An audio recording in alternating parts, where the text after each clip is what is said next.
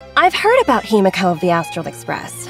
My colleagues were gossiping about how beautiful and knowledgeable she is. If I ever get the chance, I'd love to meet her.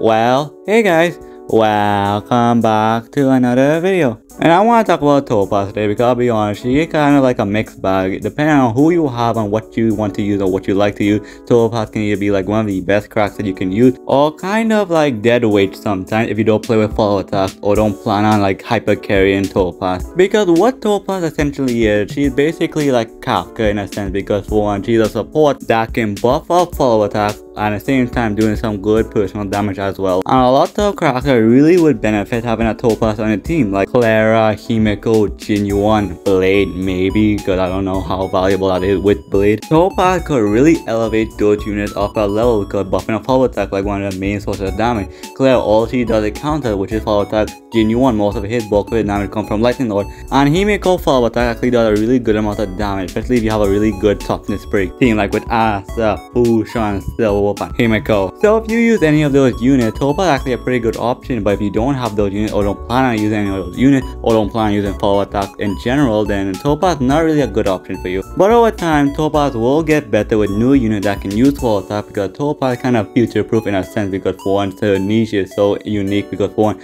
she can buff up follow attack and also can contribute her own personal damage, which is a very plus side as well. So Topaz value can really depend on what you like for sure, because if you like using follow attack, then Topaz for sure, but if you don't use any character that uses follow attack, Topaz is basically just worthless to you. But one thing that always confused me about Topaz is that she in the hunt path, a DPS path, but she also has support, so that made no sense to me how she in the hunt path. It would have made much more sense to put her in either in the healthy path or the harmony path, because for one, you can't a character that can buff crit and crit damage, but also can do high personal damage as well with the ultimate, so why not just make Topaz either in the healthy character or a harmony character, but the damage already been done. But one upside I can see with Topaz over someone like Kafka, the fact that the death will never make an enemy that's immune to follow attack.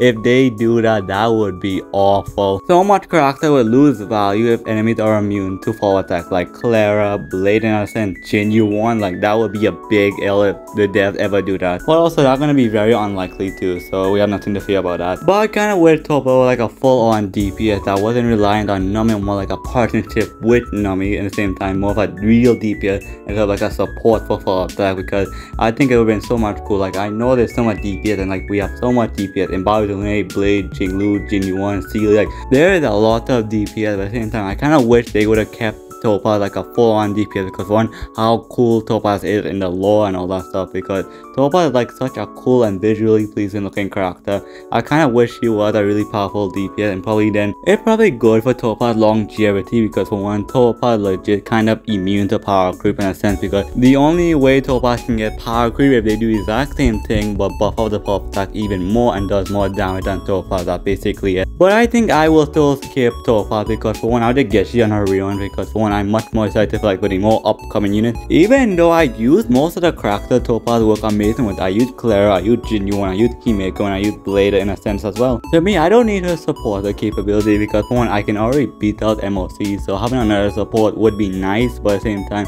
I'd much rather upgrade the count with true relics and true newer DPS units. And two, I find Huohuo or Genti to be more valuable than someone like Topaz in my opinion. But if you use any unit that wants to use follow attacks and you like Topaz and you generally want to use Topaz or probably use Topaz like a hyper carry, then go for it for sure. And as I said before, Topaz will get better over time with new units that can do follow attacks, so Topaz will always have value for sure. But also if you don't care for Topaz or you don't use any of the characters I said that can actually work with Topaz for now, then I would say just skip Topaz and save up for probably for like a rerun for like newer units. And let's just be honest, the other reason why we're not going for Topaz is because one, we are so broke from just going all in for Jingle for how broken she is and how hot she is. And also as I said before, I think Topaz is a very good unit if you use she for her niche and as a like a sub DPS that buff up power attack, but otherwise Topaz is just a good unit overall. So do whatever the hell you want, I don't really care, because with all that said, I think that everything I want to talk about for today's video. And with all that said, thank you so much for watching this video. I do appreciate if you made it far.